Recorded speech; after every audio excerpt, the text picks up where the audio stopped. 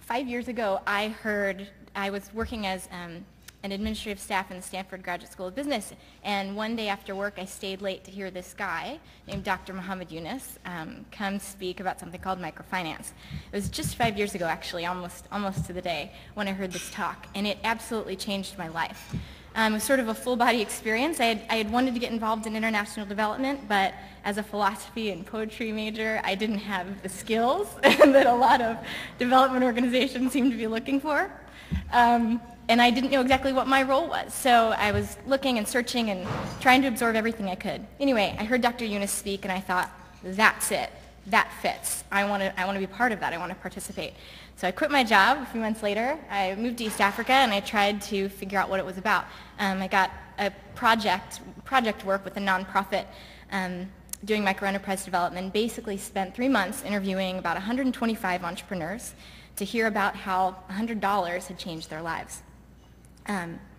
It was the most amazing 3 months of my life, and it was impossible not to be deeply moved by each of their stories. Not all of them were perfect stories of success, but they were all unique and amazing and triumphant in their own ways because every individual had been given an opportunity to change their own life in a powerful way. So it was impossible not to be moved by these stories, and also impossible not to want to share them with my friends and family.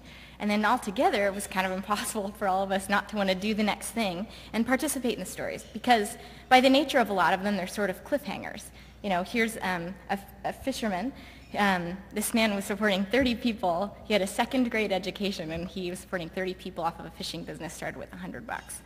And you can tell that he was on a great trajectory, but it wasn't clear what would come next for him. But you thought, wow, if he could get that next loan, it would be pretty amazing.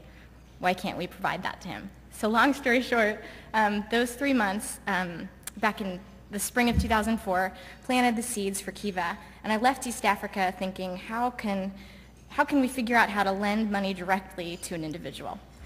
The idea started very, very simply.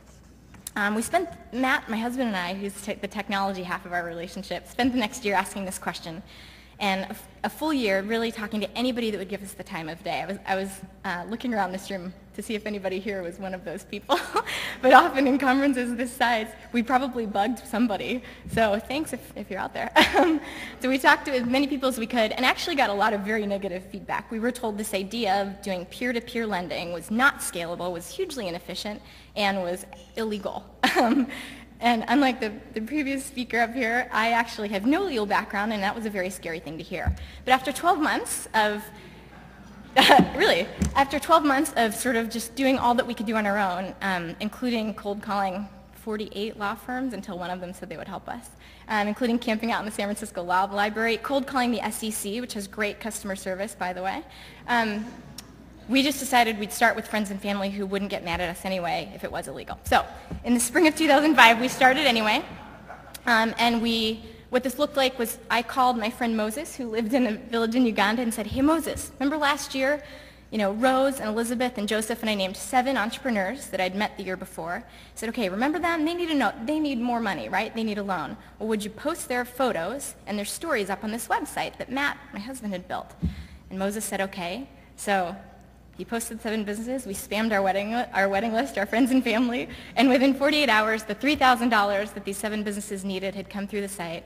We sent it to Uganda, and that was our beta round. So the first 6 months, we did a beta round of $3,000. Everybody repaid. We were so excited, and so we took the word beta off of the site and officially launched in October of 2005.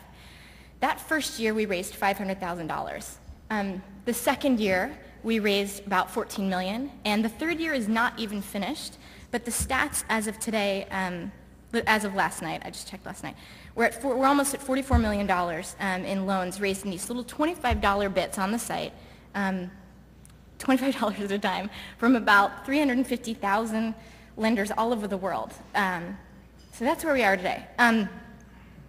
Some other interesting things to note, the lenders that we work with, and I'll get into all of this, but the lenders that we attract, they're not high net worth individuals, they're everyday people. The average loan contribution from a lender is a little over $100.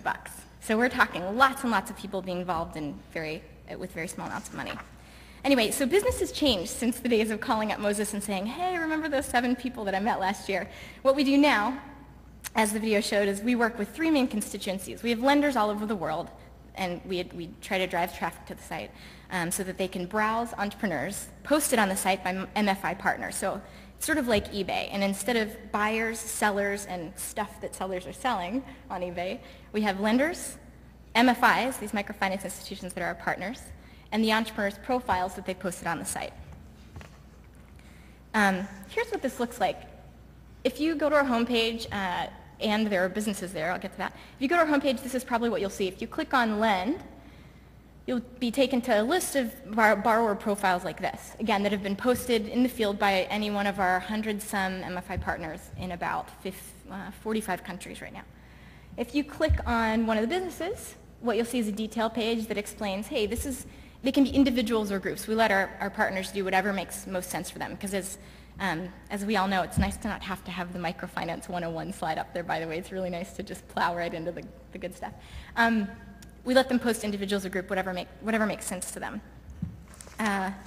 If you scroll down the page, you'll see a few interesting things. You'll see information about the field partner that's actually administering the loan. You'll see sometimes the original language business description that's been posted up there by the partners. We have a team of volunteers all around the world that log on and do translating for us so that business description pops up in English for the average lender.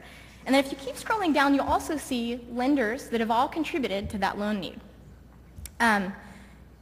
You can see people make this very personal. They upload pictures, they upload a lot of information, and we try to give them a place to sort of make their own statement and be, design their own little foundation or their own little organization right on the site and show their social impact. So if you pick a lender, if you click on that one, you'd be taken to the detail page, this person's portfolio page, and you can see she's very short and sweet answer there, but one of my favorite parts on the site is it says Kiva Lender Brooke, and then it says, I loan because, and you see people write paragraphs about what they believe, why they're here on the site, why they lend, why they're involved. She just says, because I can, which is short and sweet. But it's one of the best things, I think, to browse on the site. Anyway, other things just to show you on this My Portfolio page that each lender has on the site. We just released a new feature a few months ago where it's kind of a maps view, so you can see the people to whom you've loaned money, not just in a list like that, but also in a world map.